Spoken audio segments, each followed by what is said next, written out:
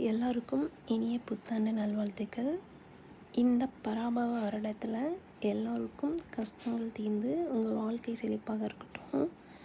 வாங்க நான் எப்படி இந்த புத்தாண்டை செலிப்ரேட் பண்ணேன்னு பார்க்கலாம். நான் யூஸ்வலாக எப்போவுமே ஃபஸ்ட் நாள் நைட்டே கனி காணுதல்னு ஒரு விஷயம் பண்ணுவேன். பட் இந்த டைம் வெளியே இருந்த ரீசனால் என்னால் பண்ண முடியல. இருந்தாலும் பண்ணலைன்னா மனசுக்கு ஒரு மாதிரி இருக்கும்னு சொல்லிட்டு நான் காலையிலே சீக்கிரம் எழுந்திரிச்சு எல்லாமே அரேஞ்ச் பண்ண ஆரம்பிச்சிட்டேன். ஸோ சாமிக்கு எல்லாமே சந்தனம் குங்குமம்லாம் வச்சுட்டேன். அதெல்லாம் ஃபஸ்ட்டு அரேஞ்ச் பண்ணிட்டேன்.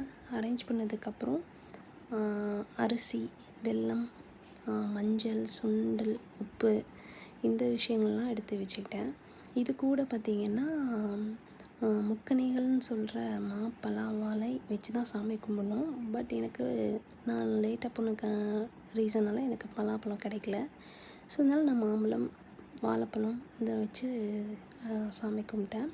ஸோ இது கூட காசு, ஜுவல்ஸு இதெல்லாம் வச்சு சாமி கும்பிடுங்க, ரொம்ப நல்லதுன்னு சொல்லுவாங்க. ஸோ இதுக்கப்புறம் நெக்ஸ்ட்டு பொங்கல் வைக்க ஸ்டார்ட் பண்ணிட்டோம்.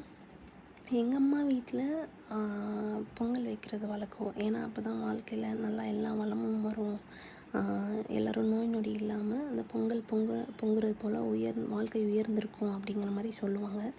பட் அதுதான் ரீசனா இல்லை வேறு ஏதாவது ரீசனால் பொங்கல் வைக்கிறாங்களான்னு எனக்கு தெரியல. ஸோ அம்மா வீட்டில் அது எல்லா வருஷமும் வைக்கிறவங்கனால என்னோடய ஹஸ்பண்ட் வீட்லேயும் நான் அதை வச்சேன். ஸோ இது கூட என் பையன் நானும் பார்க்கணும் அப்படின்னு சொல்லிட்டான். ஸோ அவனையும் தூக்கி வச்சுட்டு பொங்கல் வைக்க ஆரம்பிச்சிட்டோம். அதுக்கப்புறம் பார்த்திங்கன்னா அரிசி எல்லாம் வெந்து வந்துருச்சு. ஸோ இதுக்கப்புறம் முந்திரி, திராட்சை, ஏலக்காய் எல்லாம் போட்டு பொங்கல் வச்சு இறக்கிட்டோம். அதுக்கப்புறம் சாமிக்கு படைச்சி நாங்கள் எங்களோட சித்திரை ஒன்று செலிப்ரேட்